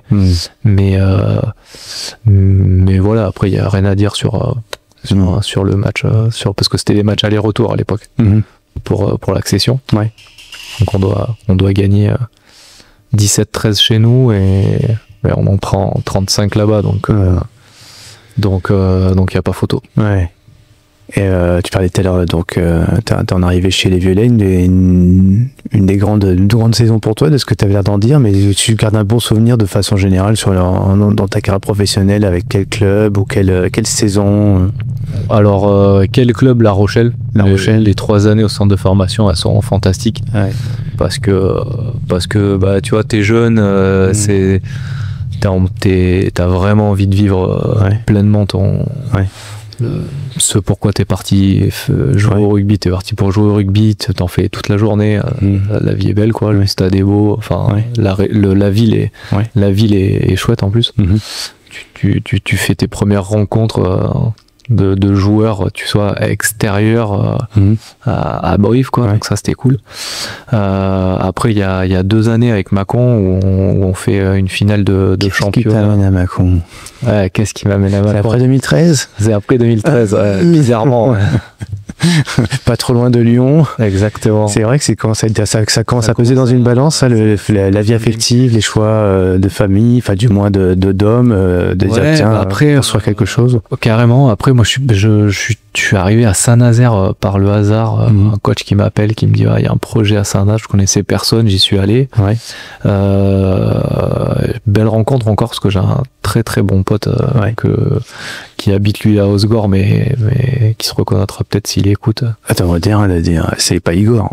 Alors, nul. Et puis le club, je pense que financièrement ils ont fait 2-3 erreurs et c'est là où je me blesse et je me dis, je rencontre Claude et on se dit si on se rapproche pas, ça y a aucun intérêt. Ah oui. Donc elle était à Val Thorens, donc tu vois, c'est pas Val Thorens, Saint-Nazaire, ouais. Et là, il y a, tu sens que c'est la bonne, et elle sent que t'es le bon. Enfin, en tout cas, il y a un truc à faire ensemble. Ça vaut le coup. Voilà, c'est ça. Tu te dis, c'est cool. Il y a eu une bonne alchimie. Ça se passe bien. Autant on va trouver un club. Donc du coup, tu ressens ça me fait un flash. Tu ressens la même chose dans un couple que dans une équipe. Tu te parlais tout à l'heure de s'oublier un peu soi-même pour un groupe, pour un projet qui nous dépasse. En l'occurrence dans le rugby, un projet de remontée, un projet en tout cas qui vous unit tous. Là, tu ressens la même chose avec, je veux dire, je m'oublie un peu l'amour. Est-ce que ce serait ça aussi, de dire, je me rapproche, construire quelque chose à deux? Ouais, carrément. Enfin, tu vois, quand tu fais quand je fais cette rencontre-là, le snowboard cross, et vice versa, j'imagine pour le rugby pas trop non plus. Ça te fait découvrir une autre problématique, le sport amateur. Enfin, tu vois, et tout ce qu'il faut faire derrière pour pouvoir en vivre. Trouver ses propres sponsors. Carrément. Tu vois, t'as pas de structure. T'as pas de structure. T'as les coachs, t'as les kinés, mais c'est la fédé. T'as la fédé qui suit et qui accompagne et voilà. Mais donc ça. Et puis après, le feeling et de se dire, allez, on tente le coup, et je crois qu'on a bien fait parce qu'a priori on est encore ensemble. Sauf si j'ai un message sur mon téléphone, top. T'es en retard, je suis parti. Prends ton temps, je suis parti. Prends ton temps avec Cyril sur le podcast, je suis parti. Donc tu t'es mis à Mâcon et là, ça prend une autre dimension parce que tu as à la fois ta carrière, tu as aussi la construction familiale, en tout cas d'avoir une vie affective qui prend une autre tournure et peut-être une autre dimension. Là, c'est quoi les projets qui naissent, qui émergent pour toi à cette époque-là? Moi, je suis quand même encore jeune, donc tu vois, la construction familiale, elle prend. Pas là. Je pensais pas faire un petit maintenant, mais moi, je suis toujours dans le même état d'esprit sur le terrain, à arriver. Tu vois, c'est marrant, mais c'est bien. Je pense que j'ai toujours. Je me suis toujours mis dans des situations un petit peu. Difficile parce que j'arrive à Mâcon, le demi de mêlée qui est là-bas, il est capitaine, il est en place avec son coach qui l'entraîne depuis des années. Tout est installé. Et du coup, il faut que j'arrive sur la pointe des pieds, tranquille, à montrer, prouver, et petit à petit, la première année, je joue moyennement, et puis après la deuxième année, on fait un match sur 2. Plein. Tu sais pas pourquoi. Il nous faisait jouer 80 minutes l'un. L'autre était sur le banc, il le regardait faire, et comme ça toute la saison. Et après ça change de coach et on fait 2 super années avec Mâcon où il y a vraiment une alchimie avec autant des jeunes que des anciens, avec une belle mentalité. Ça matche bien et on fait une finale qu'on perd contre Rouen et une demi. Et après, le mal de Mâcon, je suis désolé pour le club, mais c'est qu'il y a beaucoup trop de renouvellement. On parlait de stabilité dans le club et dans les équipes internationales. Là, ça tournait trop. Ouais, ça tournait. Je suis parti 2 ans à Bourg et je suis revenu après. Et il restait 3 joueurs. Ah oui. Et staff pareil. Et pas le staff. Ah oui, pas le même staff. Ah oui. Pas le même staff. Donc c'est d'accord. Faut que quasiment tous les ans, voire tous les 2 ans, tu reconstruis tout. Et en termes de stabilité, tu repars à 0, donc faut tout recréer, quoi. Pour moi, ça, c'est vraiment l'âme de la réussite. C'est quand même une stabilité. Faut que les bases soient saines, hein, tu vois. Mais faut que ce soit stable, quoi. Et après les Violets, après Nouveau-Mâcon, alors pas trop loin de Lyon, tout ça, région Rhône, c'est ça. Après dans l'idée, moi je pensais, alors j'étais un peu coquin, mais après les 2 ans à Mâcon, moi j'avais re-signé à Mâcon 2 ans. Mais Bourg m'avait appelé au mois de juin en me disant bah écoute, on monte, on cherche un 10, est-ce que ça te tente? J'avais une clause de pro D2 si j'avais un club de pro D2 qui m'appelait, que je pouvais partir. Ah bah voilà, la clause. Et ouais, tu vois, j'ai appelé le prêtre, je lui ai dit ouais, je suis désolé. Mais... Ils t'ont compris, c'est quand même stimulant. Oh oui, oui, au début pas trop quand même. On comptait sur toi quand même. Je te cache pas qu'il me dit au début, tu peux pas me faire ça, machin. Je dis bah en même temps à 30 ans. Là, faut soit tu saisis ta chance, soit c'est fini, tu vois. Donc du coup j'y suis allé, pas de regret, tu vois, parce que c'était vraiment chouette. Une belle expérience. Belle expérience, belle aventure, avec Hugo entre autres. Ouais, avec Hugo, et tu vois, c'est un capitaine qui m'a beaucoup apporté parce qu'il a une vision un peu différente. Il a des questionnements et une vision du rugby qui est un peu différente, et on a gagné des matchs à mon avis, par l'état d'esprit et par ce côté un petit peu, on tentait les choses que peu d'autres tentaient, tu vois. Tu parlais de suppléance, je le revois prendre un ballon à la place d'un demi-mêlée, faire un coup de pied en diagonale direct pour l'ailier. Ça se voyait peu, quoi. Tu vois, ça se voyait peu. D'audace. Ouais, carrément, il était plein d'audace. Et il faisait 5 kilos de plus que moi, il s'entraînait très très fort, Hugo, il avait des grosses qualités de vitesse et tout, mais c'était pas un Golgoth, et puis pas un tempérament non plus de dingue, quoi. C'est pas expressif non plus. Il est pas très expressif non plus, mais par contre, il était, à mon avis, je connais pas tous les vrais avis, mais il était très apprécié de ses coéquipiers, hein, et du public. Et du public, carrément. Donc non, c'est une chance que d'avoir joué avec ses côtés. Je t'invite à le dire plus fort, parce qu'en fait c'est le mec d'une modestie et d'humilité incroyable, et qui est toujours en train de se poser 36 000 questions, comme beaucoup de sportifs en fait. On se rend pas compte de l'impact qu'on a auprès des gens. Ouais, carrément, mais peut-être que je lui ai pas assez dit, mais tu vois, lui, sa façon de voir, de préparer les joueurs, parce que vu qu'il était capitaine, de faire les discours, tu vois, ça te fait poser des questions, et c'est impactant, tu vois, qu'un discours un peu rébarbatif. Jusqu'au rugby, tu vois, t'as quand même ce côté où on se remonte un peu la tête. Mais pour aller faire la guerre, entre guillemets, j'aime pas trop ce mot, parce que c'est, en ce moment, c'est pas bien. Oui, avec ce qui se passe, ça, mais d'être prêt à s'engager, entre guillemets, et lui, il voulait vraiment qu'on connaisse vraiment chaque détail du plan de jeu pour pouvoir en sortir. Tu vois, connaître le cadre pour pouvoir mieux en sortir et être plus performant. Tu vois. Excellent. Et ça c'était vraiment cool. Alors, tu peux je mets quelques petites étoiles des fois sur des sujets potentiels qu'on pourrait explorer sur une conférence, justement. Mais là, pour le coup, ça parlerait à beaucoup de gens, ce que tu viens de dire là. Enfin, dans le corporate, l'entreprise, et même pas que, au-delà de ça, là, sur l'alchimie collective. Alors, ça peut être par toi, mais aussi ta vision d'une autre personne. Et là, on sent que vraiment, quand tu parles d'Hugo, il y a non, mais vraiment plus qu'un respect, une bonne analyse. Vraiment, en respect, il y a aucun souci, il y a aucun souci là-dessus, et vraiment. Il m'a vraiment apporté, même dans le sentiment de rentrer dans le groupe, tu vois, d'être intégré, parce que Bourg, j'avais eu un peu cette appréhension, parce que c'était très famille, très Bressan, tu vois, même si tu viens de Mâcon, très Bressan, puis en plus je suis bréviste, tu vois, mais après il y avait un mec qui a joué longtemps à Bourg, et qui était de Brive. J'y allais pas en terre inconnue non plus, mais il a su fédérer, et puis vraiment il a su, et ça je le remercie, d'amener une autre vision du rugby, et pas que brutal, c'est ça, pas que brutal, tu vois, mais vraiment tu mettrais quoi, une réflexion. Réflexion. Une réflexion. Moi, je le vois un peu comme l'intello, tu vois, mais c'est la réflexion, j'aime bien le terme de réflexion. Réfléchir à ce qu'on fait. Mais tu discutes avec Hugo, tu discutes avec Hugo, il va te poser des questions que personne d'autre va te poser. C'est pour ça, moi je voulais avoir dans le podcast, il me dit à chaque fois Cyril, non, j'ai rien à dire, j'ai rien à raconter. Bah, mais ce qu'on va faire, tu sais ce qu'on va faire, c'est lui qui va prendre ma place, il va prendre le micro pour faire l'interview. Tu vas voir, il va te mettre dans l'embarras, il va te poser les questions, tu vas faire. Ah non, mais je le connais, je le connais pour l'avoir pratiqué sur la même formation que tu fais. Ouais. Et il posait des questions, mais tu te fais mal, là, t'as l'impression qu'il se fait mal tellement c'est un muscle, il se muscle le cerveau, comme toi tu vas tirer de la fonte, lui il fait ça avec son cerveau, quoi. Et ça va loin, quoi. Ouais. Des fois, lâche un peu le prise quand même. Carrément. Mais ouais, c'est stimulant en tout cas, comme tu dis. Ouais. Ah, lui, il te stimule, il te laisse pas,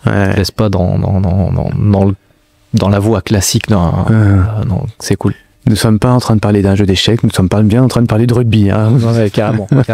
Comme quoi, voilà. C'est un peu ça. C'est un peu ça. Hein, quand t'as des défenses hyper hermétiques, hein, il faut arriver trouver à déplacer la bonne pièce pour créer des espaces. On a parlé d'Hugo et on sent qu'il y a une grande amitié, en tout cas un profond respect pour ce que vous avez fait ensemble, ce que tu as fait pour lui, ce qu'il a fait pour toi. Hugo, donc si t'entends, ce podcast n'est pas fait pour toi puisqu'il y a d'autres personnes qui l'écoutent, mais quand même, tu es le bienvenu ici, c'est le champion de ma vie. Ouais. Est-ce que tu as pareil, tiens, donc on parle de capitaine, là pour le coup, si je te dis super entraîneur pour toi, coach, avec qui t'as apprécié, toi, c'est pas qu'il est bon, pas bon, mais toi, ça a vraiment fité, quoi, qui t'a appris des choses. Ouais, Julien Lestan. Ouais. C'est un coach qui a entraîné les jeunes au Loup. Ouais. Qui m'a entraîné à. Qu'est-ce qui t'a apporté? Qu'est-ce qu'il a apporté? J'ai bien aimé sa façon de manager parce qu'il avait pas il était capable d'adapter son discours. À chacun. Et puis il est capable de motiver, il est capable de motiver tout le monde, de fédérer un groupe. Ça, c'est une grosse qualité. Et on a créé des trucs un peu des combinaisons justement un peu farfelues pour les équipes qu'on allait rencontrer et souvent ça matchait. Si je te parle d'inspiration, un joueur pour qui tu dis que tu as connu ou pas d'ailleurs, et tu te dis putain, c'est pas c'est la ref en rugby. Ah, j'avoue que quand j'étais gamin, tu regardais Elissalde jouer, c'était il était génial parce que pas gros gabarit, et il a une carrière de dingue.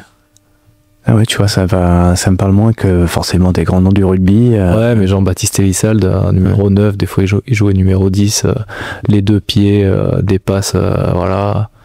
Il a fait de l'équipe de France, enfin, tu vois, c'est un nom du rugby. Ouais. C'est vrai que lui, pour le coup, il a su s'adapter, quoi. Adaptation.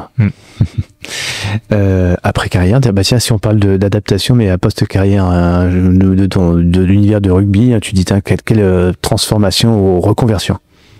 La reconversion d'une personne.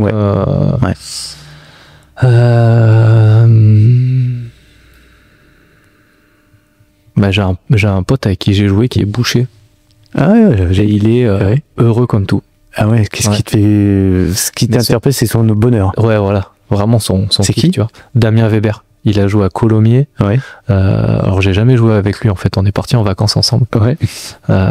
Et je te jure, il est hyper content. Enfin, tu boucher. Ouais, il est boucher. Il vit sa passion en fait. Tu vois ce que je veux dire? Il est content. Ouais, et après, moi je mange pas beaucoup de viande. C'est pour ça que je rigole. Donc voilà, donc c'est vrai que c'est un peu à contre-courant, tu vois. Ouais. Mais lui, il est heureux. Ouais, voilà. Il est bouché où, à quel endroit? Il est vers Colomiers. À Colomiers, à Toulouse. C'est ça. Toulouse, ouais, c'est ça, la banlieue de. Ouais. Et du coup, voilà, tu le sens que c'est sa passion. Il a monté sa boucherie. Ouais.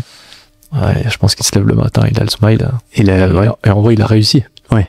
Et oui, c'est quoi pour toi la réussite justement? Ouais, justement, moi je vois. Mais... C'est de te lever le matin, te dire, bah tu vois, je suis content. Je suis content de ce que j'ai fait, mais bon, c'est derrière toi. Mais je suis content de ce que je fais aujourd'hui et de ce que je vais faire demain et de se projeter. Pour moi, quand même, ce qui importe aussi, c'est les projets, tu vois. Ouais. C'est ce qui me porte. Ouais, j'ai la chance de partager ma vie avec une malade de projets aussi, et du coup... c'est pas fatigant tous les deux, non, justement? Je sais pas, on verra plus tard. mais tu vois, quand on a un projet, on se dit, bon, ok, on regarde la faisabilité de la chose, tu vois.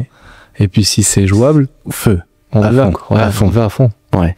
Et après, bon, ça passe pas. Bon, bah, tu poses les choses, tu vois, mais.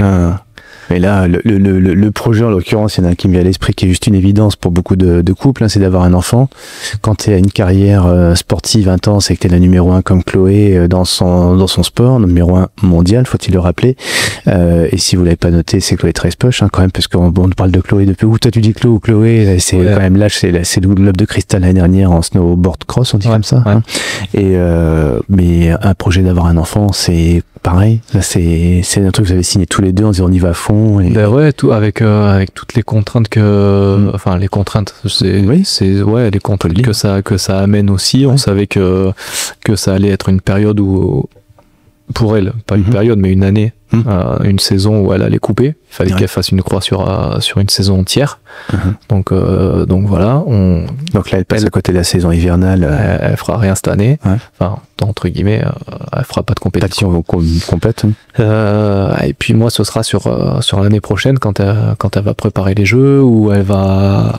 Ah oui, mon petit monsieur, vous étiez bien en phase avec ça, parce qu'après. C'est-à-dire que elle sera un peu plus absente et du coup, il va falloir que je prenne le relais, tu vois. T'as signé.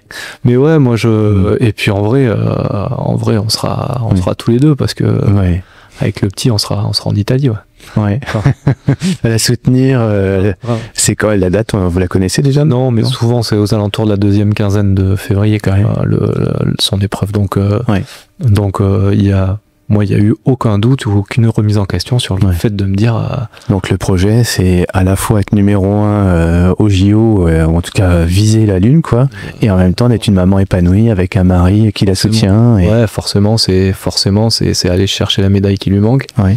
Et tu peux la nommer? Et ouais, la médaille d'or. Ouais. Parce qu'elle est derrière, c'est vrai qu'elle a eu du mal à me le dire moi la dernière fois. Ah ouais. Ouais, non. La médaille, elle va l'avoir la médaille d'or. Mais et puis elle a déjà mis son petit protocole en place. Ça va se caler. L'échéance est à la fois courte et à la fois loin parce que c'est dans un an. Mais ça passe vite. Et il faut qu'elle se remette de la grossesse, donc il faut y aller étape par étape pour pas brûler les choses, mais on est tous les deux en accord avec ce projet-là et on est prêt à faire ce qu'il faut pour que ça aboutisse. Après, forcément, elle plus que moi, parce que... et de raconter l'histoire en plus. En plus, le truc, je sais pas si on a le droit de le dire, mais de documenter tout ça, de pouvoir partager. Ouais, c'est surtout pour essayer de libérer la parole et de pas... Qu'est-ce qui est compliqué aujourd'hui par rapport à ça? C'est-à-dire que je crois que je vais avoir lu encore quelque chose aujourd'hui, je ne sais plus sur quel réseau social, mais effectivement, je crois que c'est un des sportifs de haut niveau qui dit une femme qui a un projet. Je sais plus quelle est la sportive, bref, et qu'effectivement on dit oui c'est bien, mais en fait en vrai c'est juste compliqué, voire même impossible pour une femme de mener de double projet, quoi. Complexe parce qu'un homme, il porte pas l'enfant, c'est moins mal vu.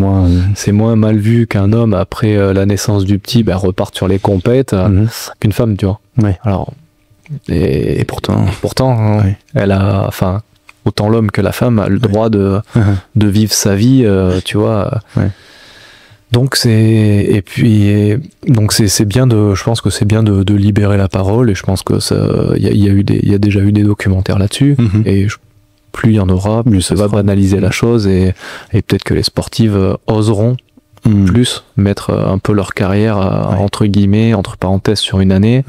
Et s'il y a des exemples de réussite, ça va aussi peut-être faire réfléchir celles qui sont en réflexion et qui se disent je sais pas si je vais pouvoir revenir après l'accouchement, quoi. Qu'elles aient moins d'inquiétude par rapport à ça. Moins d'inquiétude, carrément. Et si qu'elles bien entourées.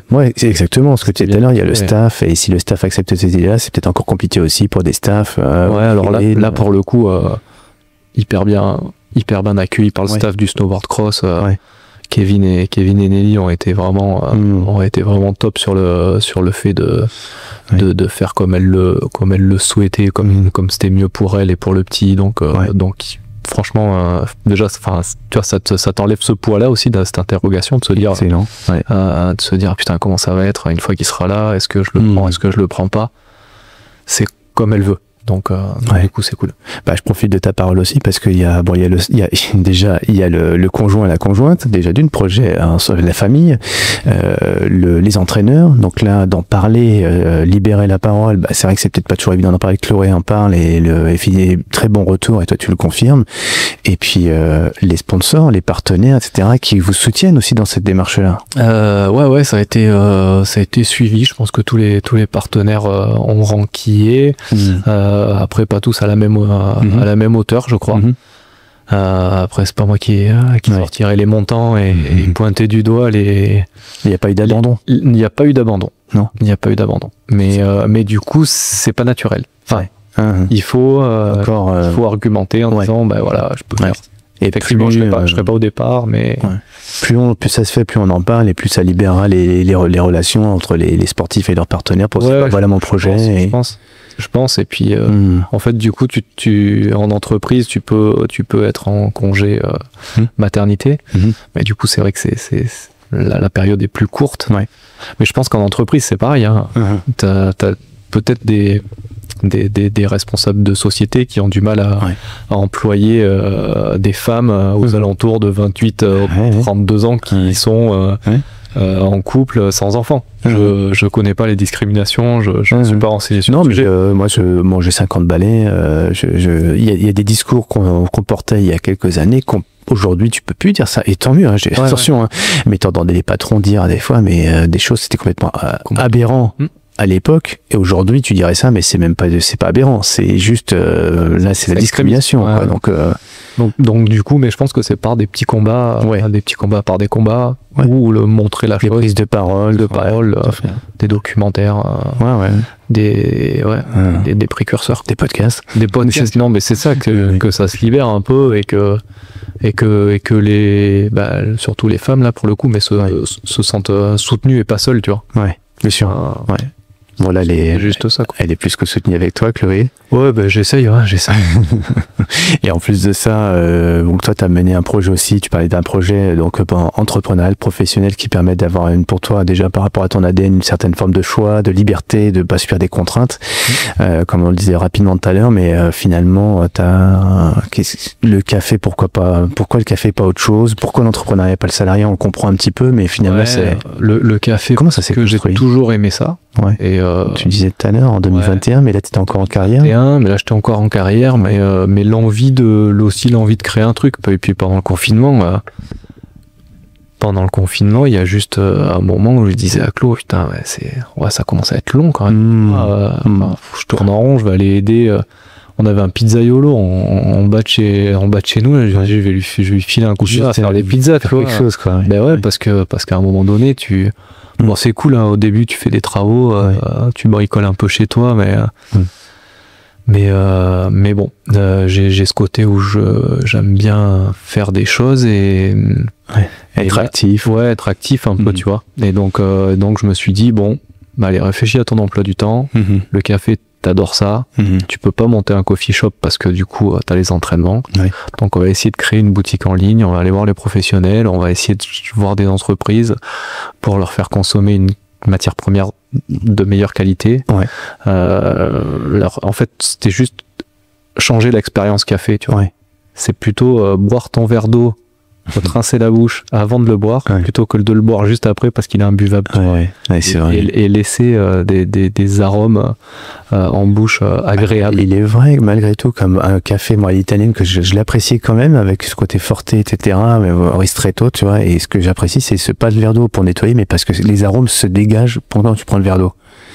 Mais là, toi, t'inverses le truc. Finalement, moi, j'inverse le café parce que c'est le café qui est bon, quoi. C'est pas la traînée, quoi. Tu vois, après manger, je vais me laver les dents.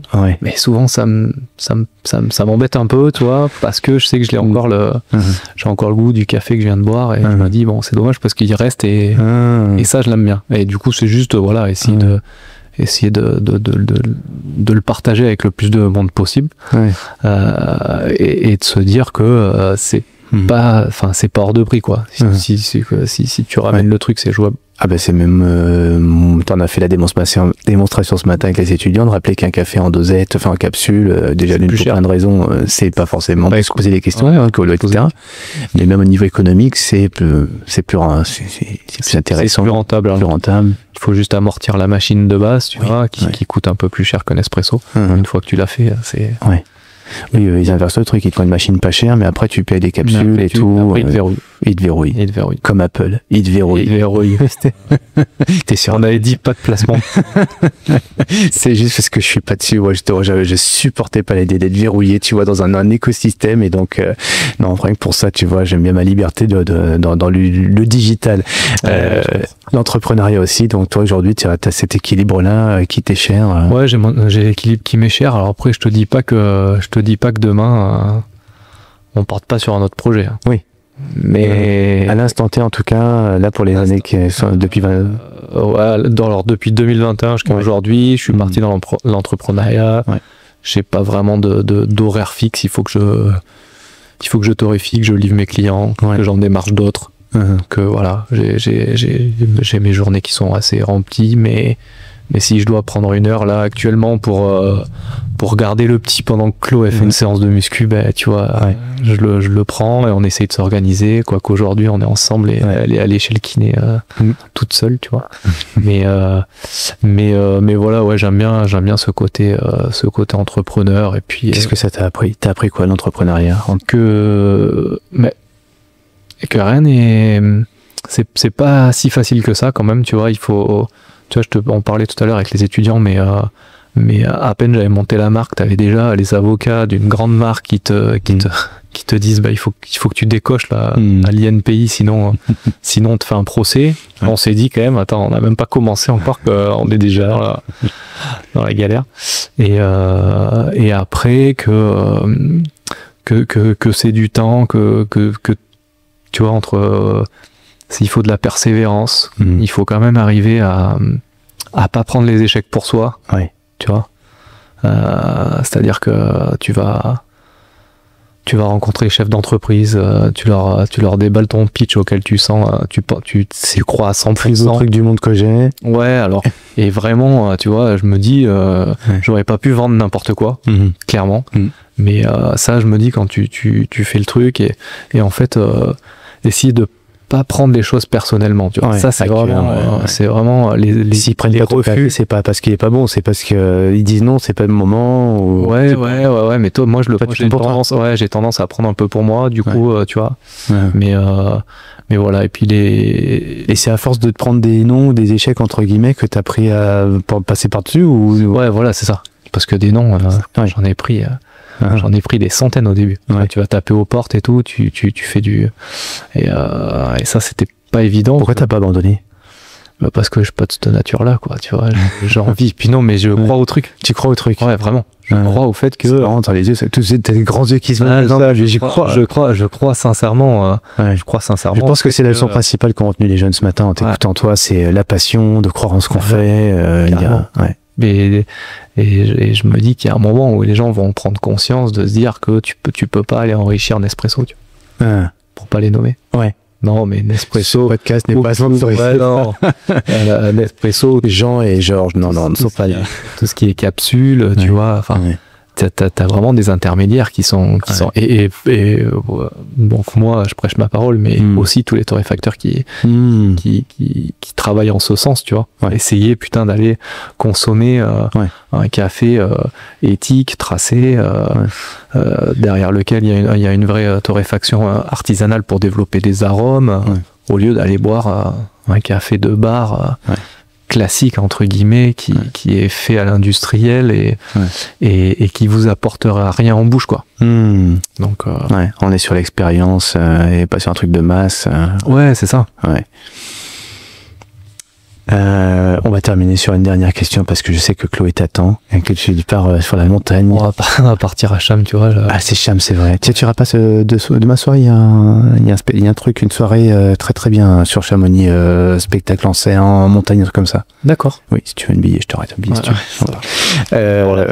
si tu veux. Le conseil que tu donnerais à un gars, une fille qui se lance dans l'entrepreneuriat, toi avec du recul, avec ce que tu sais aujourd'hui, t'as un sportif de haut niveau là dans la session sur Port il dit ouais, j'hésite. Qu'est-ce que tu dirais? Moi, c'est un peu ce que j'ai dit juste avant, mais réfléchir un petit peu au concept quand même, tu vas poser 2-3 bases et essayer de voir de voir un peu un business plan, enfin pas un business plan, mais un peu l'attractivité du domaine ou du secteur. Ouais. Une petite étude de marché quand même. Micro-étude de marché s'il faut, tu vois. Mais de se dire que rien n'est impossible, quoi. Si vraiment tu crois aux produits, aux projets, tout ce que tu veux, ça va marcher. Ouais. Ça va. Il faut aller au bout de ce que tu crois. Tu as trouvé ton équilibre aujourd'hui aussi, y compris financier, ton entreprise artisanale et avec tout le savoir-faire que tu nous partages, avec toute la filière. Aujourd'hui, toi, tu trouves ton équilibre et tu te verses un salaire. Ouais, c'est ça. Aujourd'hui, la société, elle a la trésorerie qu'il faut pour assumer les augmentations de café, les aléas un petit peu, et elle est en mesure de me rémunérer. Je suis tout seul pour l'instant, mais c'est aussi une volonté. Tu vois, à un moment, c'est un moment charnière où tu dis est-ce que tu prends quelqu'un, est-ce que tu continues tout seul. Donc voilà, c'est en réflexion, c'est peut-être dans l'évolution de la société, mais je suis content d'être arrivé où je suis et je sais que c'est pas fini, donc ouais, non, c'est je suis assez content de ce mini structure. Après on verra où ça va aller, si elle va dévier ou aller garder cette ligne. On n'est pas à l'abri d'une idée, tu vois. Et on sent qu'il y a des choses qui germent déjà, donc des opportunités, des créations. Je pense qu'il faut anticiper, tu vois. Si tu veux rester périn, il faut anticiper et savoir saisir les opportunités comme champion de sa vie, tu vois. Par exemple, la semaine dernière, j'avais pas la place et puis mardi, j'étais à l'école, quoi. Tu t'es fait une place, Exactement. Et il va très heureux aussi de t'avoir dans ce dispositif. Et comme on s'est dit avec Mickaël d'ailleurs, il y a des belles histoires. Il y a une grosse envie en fait. C'est ça qu'on a ressenti. Ouais, franchement. Grosse envie d'aller au bout du process, du projet et de partager son histoire, son aventure, son message, son idée. Et pour ce qui te concerne, en tout cas, nous si on veut te suivre en plus, t'as pas une grande notoriété digitale, t'as pas des gros influenceurs qui travaillent pour toi et ça marche bien. On n'a pas besoin d'avoir cette grande visibilité sur le marketing pour marcher, fonctionner. C'est que je suis pas de cette génération-là. 37 ans. mais tu vois, Instagram et tout, j'y suis, je l'ai. Il faudrait que je sois plus actif. Mais c'est pas ça qui te génère du lead, de l'acquisition, des clients, etc. Non, c'est plutôt le relationnel. C'est un peu le relationnel à l'ancienne. Mais il faut que je sais qu'il faut que je travaille dessus. Peut-être. Il faut que je bosse dessus parce que t'es toujours. C'est le réseau. Après le réseau, c'est pas le digital. Le réseau, c'est un vrai.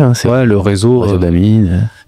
D'amis et tout, mais c'est vrai que le digital, ça peut t'amener aussi si tu travailles un petit peu dessus, tu vois, ça peut aussi te générer du flux entre guillemets facilement, quoi. Alors, tu es sportif, je m'adresse au micro là. Si tu es sportif ou sportive, que tu as une grande passion pour boire du café et que tu as une grande communauté et que tu veux collaborer avec Johan et que tu veux l'aider, le soutenir dans ses projets, voire même peut-être faire des collaborations ou discuter de choses et d'autres, comment on fait? On te contacte comment? Écoute, sur le site il y a mon numéro, il y a mon numéro, il est assez accessible, c'est celui. Et au passage, Johan, c'est pas avec un Y, c'est avec un I. Avec un I. Moi je crois que c'était Lohan au début, mais non, c'est Johan. C'est le I majuscule que beaucoup de personnes confondent, mais je t'en veux pas. C'était Johan Debraek. On a passé un moment entre le rugby, l'entrepreneuriat, le café et aussi on a glissé un petit peu sur les pentes. Ce serait quoi ton mot de la fin, tous nos auditeurs? Le truc juste impossible à faire. Faut que tu le fasses. Dernier mot. L'adaptabilité. Adaptabilité. Allez, on va s'adapter.